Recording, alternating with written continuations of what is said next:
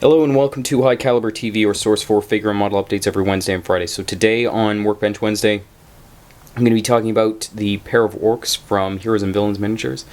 So these guys are in 32nd scale resin, base is wood from Heroes and Villains. Everything except for this stone, which is part of the figure himself, is just, you can see actual stones, layers of corkboard to create the height difference, and then just a mix of my typical like stone flock. I make a mixture and then sprinkle it on with thin down white glue, and then I just wanted it to sort of give the ground a bit of interest. So the basic idea behind the build was I would start with black and white to create the pre-shading with an airbrush, of course, and then went over with the primary colors, so yellow for this fella, green on him. And then once that was all done, I began, you can see it turned out alright, but there's some parts where the technique fell through, and that was I used by hand, applied acrylics to the highlights and blended a bit of the shadows in as well with darker tones, obviously. And then once those sort of extremes were laid in place, I used that as a groundwork to blend with the successive either highlights or shadows with my standard glaze medium from Vallejo. And as it progressed, they became more and more thinned down, so it was almost, well, past milk, obviously.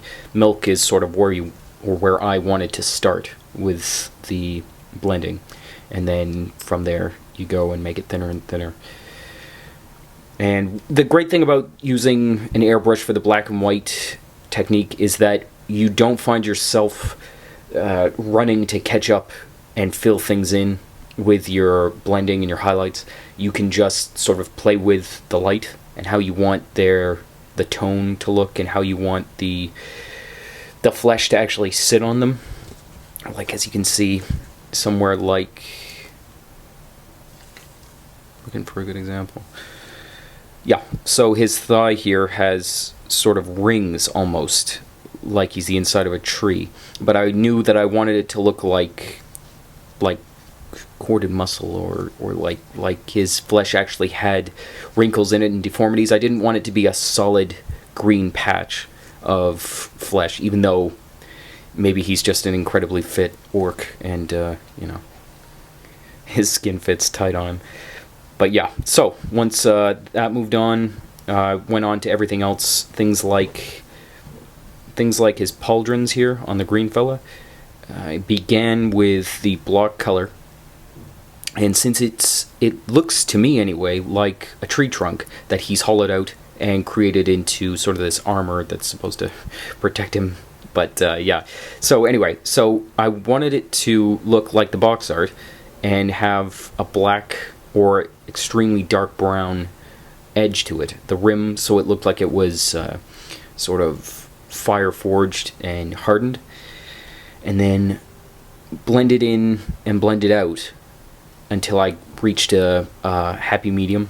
And then from there, oils and inks were used in the recesses to muddy everything together. I didn't want any sharp angles on the wood or on any of their armor, actually, to be precise. Even these sort of brass or copper pauldrons, or his shin guards. I can't remember what you call shin guards right now.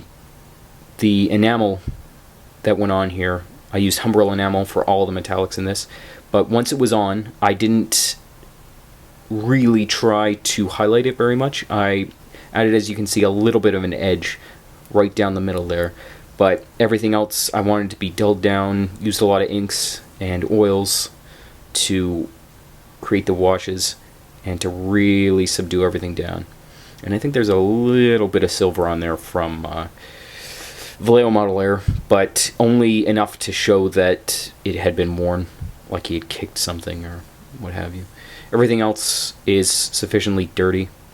Even his sort of ceremonial sidearm here looks gross, like he used it to butcher an animal or some such.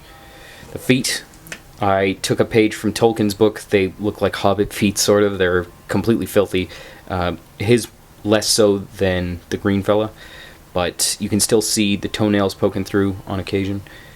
Faces, I took every liberty possible, and just, I mean, they've got really fantastic relief in the lips, the mouths, the way their eyes are sunken back in their skulls. Yeah, everything really lent itself to creative painting, and I think it shows.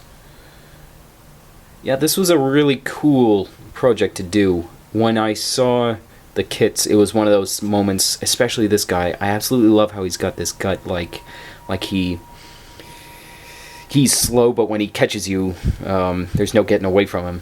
And he's got this sort of fire-forged staff with 2 stones on the end of it, just tied on, like, I mean, you know, if they come off, you'll find some other stones to beat you to death with.